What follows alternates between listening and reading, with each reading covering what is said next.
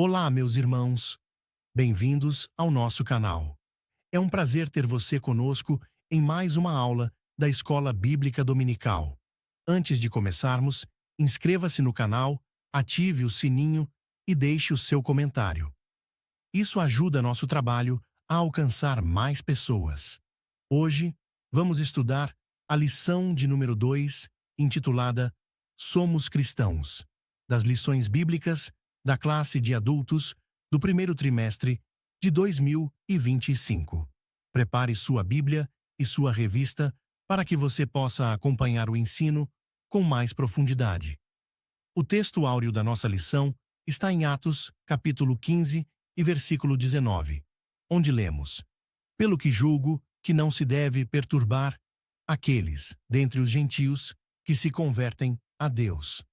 A verdade prática destaca que o cristianismo é uma religião de relacionamento pessoal com o Cristo ressuscitado e não um conjunto de regras e ritos.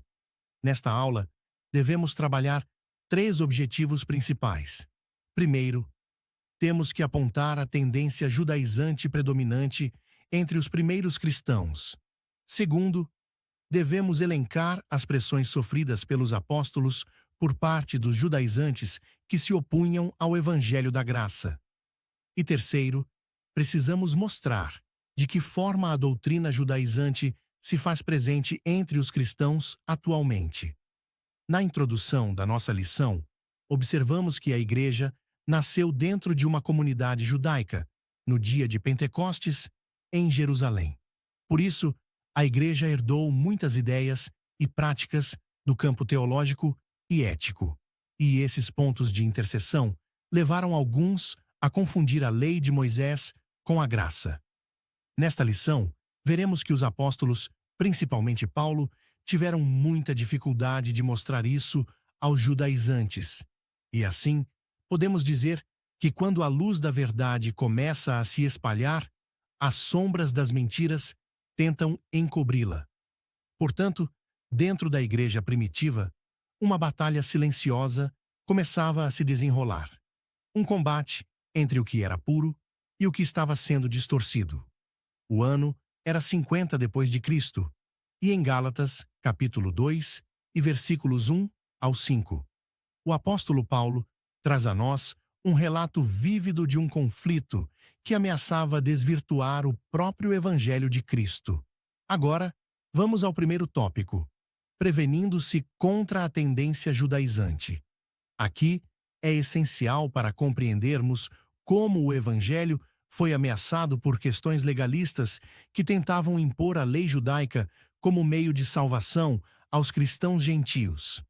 Vamos ao primeiro subtópico: subindo outra vez a Jerusalém.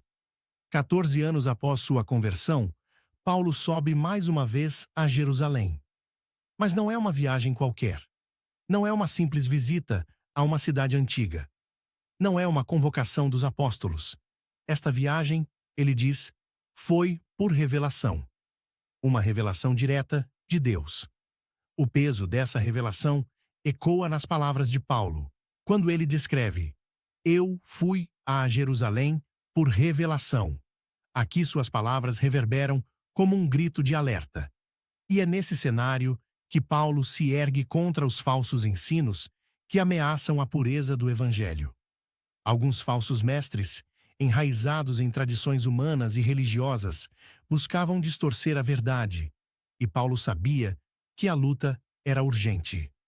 Assim como Paulo subiu a Jerusalém, movido pela revelação divina, somos chamados a nos posicionar contra as falsas doutrinas que querem distorcer o Evangelho. A verdade não pode ser negociada. O Evangelho não pode ser diluído. E é por isso que Paulo escreve: Não me envergonho do Evangelho, porque é o poder de Deus para a salvação de todo aquele que crê. Agora que vimos o contexto dessa viagem, vamos analisar o objetivo da reunião que aconteceu em Jerusalém, destacando a missão de Paulo e como ele expôs o Evangelho. É bom lembrar que essa reunião não foi um concílio nem um sínodo. Não era uma reunião de autoridades para decisões burocráticas. Era um chamado divino, uma missão marcada pela urgência do céu, uma revelação. Assim, Paulo descreve o motivo de sua subida. Ágabo, o profeta, já havia levantado sua voz pelo Espírito, alertando sobre tempos difíceis, tempos de fome. E provavelmente o coração de Paulo ardeu em compaixão, e ele levou donativos aos irmãos pobres da Judéia. Mas o plano de Deus era maior. Não se tratava apenas de saciar a fome física, mas de lhes expor o evangelho que sacia a alma. Portanto, ele tinha convicção de que recebeu esse evangelho de Deus e estava consciente de que a sua subida a Jerusalém era em obediência a uma ordem divina. Depois de compreendermos o propósito da reunião, vamos agora observar um ponto específico que causou grande debate: a questão da circuncisão de Tito, um discípulo grego de Paulo. Em uma descrição tensa no texto do capítulo 2 da Carta aos Gálatas, Paulo, nessa viagem, leva consigo Barnabé e Tito. Barnabé, judeu como tantos outros, caminha ao lado de Paulo tranquilamente, pois sua fé não ameaçava a tradição. Mas Tito era grego. Ele não passou pelos rituais da antiga aliança. Para muitos, ele era uma afronta à lei. Para os judaizantes, isso era inaceitável. Era necessário que Tito fosse circuncidado se quisesse ser aceito como cristão.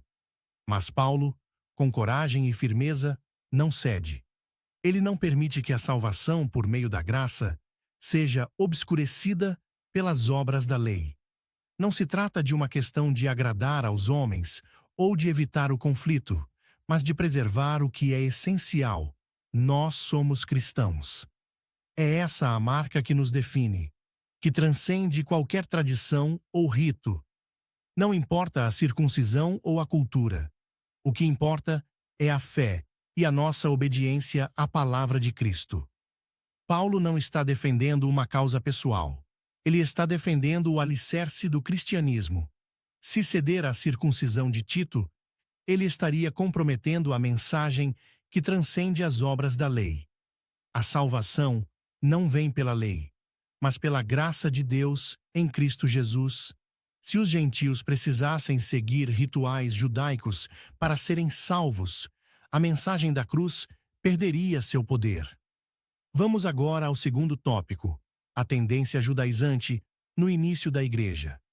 Aqui, veremos como a influência do judaísmo gerou desafios para a Igreja primitiva, especialmente entre os gentios que abraçaram a fé em Cristo. A tendência judaizante no início da Igreja causou sérias divisões e confusão teológica. Paulo, em suas viagens missionárias, deparou-se com o impacto negativo dessa influência entre os cristãos gentios, especialmente nas igrejas da Galácia.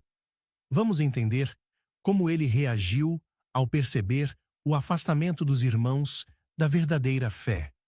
Vejamos isso no primeiro subtópico, intitulado O Espanto do Apóstolo. Voltemos ao texto de Gálatas, capítulo 1 e versículo 6, onde o apóstolo Paulo, estarrecido e em tom de desespero, exclama: Estou surpreso que vocês estejam abandonando tão rapidamente aquele que os chamou pela graça de Cristo, voltando-se para outro evangelho. Suas palavras carregam o peso de alguém que contempla, incrédulo, a velocidade com que a verdade foi trocada pelo engano. Um clamor de quem observa o rebanho sendo seduzido por lobos em pele de cordeiro. Ele não fala apenas de uma dúvida passageira, mas de uma traição à verdade. O verbo grego usado aqui é metatiteste. Essa palavra ecoa como uma sentença. Esse termo, na antiguidade, carregava o peso de uma deserção. Era o que se dizia de soldados que abandonavam suas fileiras para se aliarem ao inimigo. Era o que se aplicava a homens oportunistas, traindo seu rei e seu povo. Os Gálatas estavam desertando da fé. Não estavam apenas ouvindo um novo ensino, estavam trocando Cristo pela mentira. Hoje não é diferente. Outro evangelho está sendo pregado. Mas atenção! Não existe outro evangelho. Como Paulo adverte, o que ouvimos são perversões da verdade. Homens que comercializam a cruz na tentativa de transformá-la em mercadoria barata. Mensagens diluídas, temperadas com o açúcar do engano e o veneno da heresia. Quem distorce o evangelho não altera apenas palavras, altera destinos. Doutrinas deturpadas destroem o fundamento da fé. Paulo não hesita. Se alguém lhes prega outro evangelho, que seja maldito. É uma sentença pesada, mas é justa, porque a mensagem do evangelho não é negociável. Cristo morreu uma vez por todas, e sua obra é suficiente. Vamos analisar isso no próximo subtópico. Quem eram os judaizantes? Os judaizantes eram judeus convertidos que acreditavam ser necessário cumprir a lei de Moisés para obter a salvação. O termo vem do verbo grego ioudaizon, que significa viver como judeu. Eles se apresentavam como defensores da lei, mas eram sabotadores da graça. Os judaizantes eram falsos irmãos, lobos em pele de cordeiro, infiltrados nas igrejas para impor um fardo que Cristo já havia retirado. Embora afirmassem ser enviados por Jerusalém, não possuíam respaldo apostólico. Esses falsos irmãos ensinavam que os gentios precisavam adotar costumes judaicos, como a circuncisão, para serem aceitos por Deus. Paulo não suaviza suas palavras. Ele os chama de perturbadores, que tentam perverter o evangelho. Vamos ver como esse clima de tensão se desenrolou e o impacto que teve na defesa do evangelho. Não é necessário muito esforço para perceber o quanto foram pressionados pelos judaizantes diante dos demais apóstolos de Jerusalém. À luz do versículo 9, parece que somente João, Pedro e Tiago estavam presentes. Os outros apóstolos deviam estar em plena atividade missionária em outras regiões. Os judaizantes, chamados de falsos irmãos, conseguiram furar o bloqueio e entraram sem serem convidados à reunião. Eram inimigos da liberdade cristã, do evangelho, de Paulo e do próprio cristianismo. O pior de tudo é que não estamos falando de uma infiltração externa. Esses falsos irmãos estavam dentro, no cerne da igreja, nas reuniões dos próprios apóstolos. É um lembrete doloroso de que o maior perigo para a igreja frequentemente não vem de fora, mas de dentro. Paulo e Barnabé não enfrentavam apenas o mundo hostil do paganismo. Eles enfrentavam um perigo maior: os falsos irmãos infiltrados na igreja. Paulo se recusa a ceder. Ele sabe que ceder seria permitir que as correntes do legalismo religioso sufocassem a liberdade em Cristo. Vamos agora ao terceiro tópico: a tendência judaizante hoje. Apesar de estarmos distantes do contexto histórico da igreja primitiva, os mesmos desafios enfrentados pelos apóstolos ainda se manifestam em algumas práticas e doutrinas atuais. Agora, vejamos como Paulo e Pedro, mesmo com missões distintas, mantiveram a essência única do evangelho. Vamos agora ao primeiro subtópico: o mesmo evangelho. O evangelho é único e inalterável. Não há variações adaptadas ao gosto do freguês. O evangelho não é um mercado de ideias onde cada um escolhe o que agrada aos ouvidos. Ele é absoluto e inegociável. Tanto Paulo quanto Pedro pregaram a mesma mensagem. Não há duas versões, não há caminhos divergentes. Não importa a roupagem. O evangelho pregado por Pedro e por Paulo é a mesma verdade imperecível. O conteúdo permanece o mesmo. Pedro pregava aos judeus, Paulo aos gentios, mas ambos carregavam a mesma mensagem: que Cristo morreu e ressuscitou para a salvação de todo aquele que crer. A diferença estava apenas no público, mas a essência verdade é a mesma. Essa unidade no evangelho nos ensina que ele transcende culturas e tradições, sendo a mensagem de Deus para toda a humanidade. Vamos explorar agora os perigos que essa doutrina trouxe à igreja primitiva e ainda traz atualmente.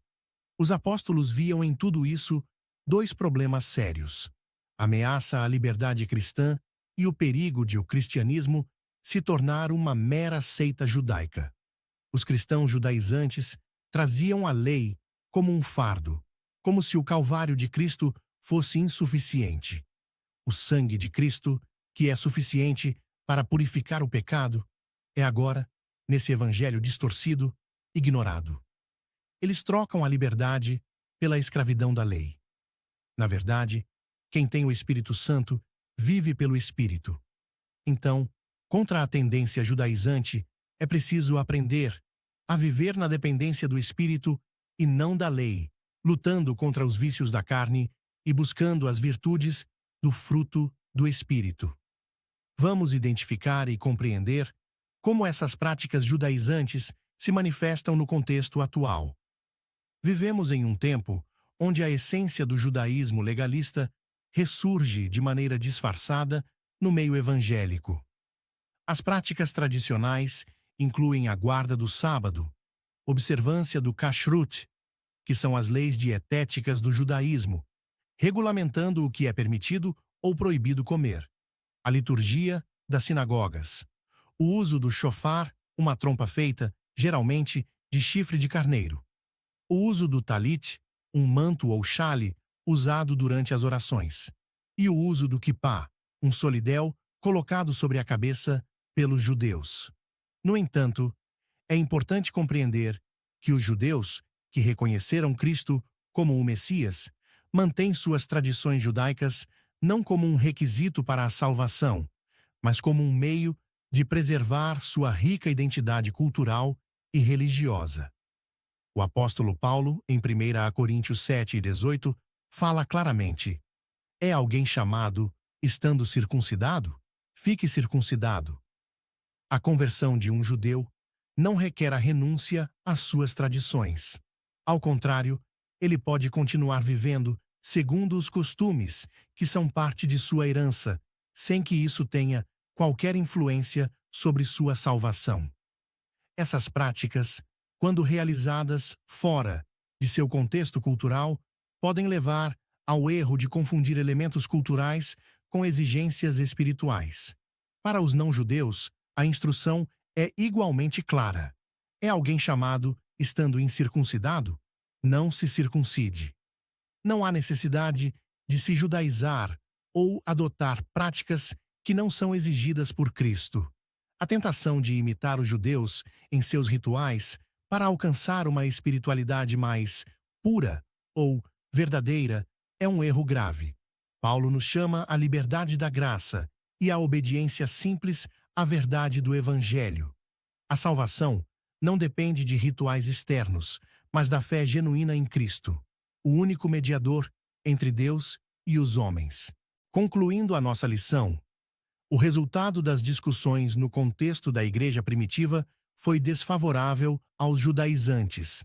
Os apóstolos reafirmaram a suficiência da obra de Cristo e a liberdade oferecida pelo Evangelho. Essa decisão foi crucial para preservar a pureza do cristianismo e proteger sua universalidade ao longo dos séculos. A diferença entre os judeus messiânicos e os cristãos judaizantes atuais está na motivação.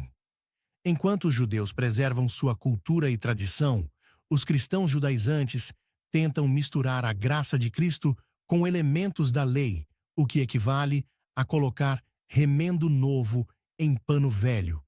Nosso desafio hoje é viver pela graça e no poder do Espírito, livres de legalismos e firmes no Evangelho genuíno de Jesus Cristo. Que Deus abençoe sua vida e que possamos continuar firmes no verdadeiro Evangelho. Se esta aula foi edificante para você, inscreva-se no canal, compartilhe com seus amigos e deixe seu comentário. Até a próxima lição.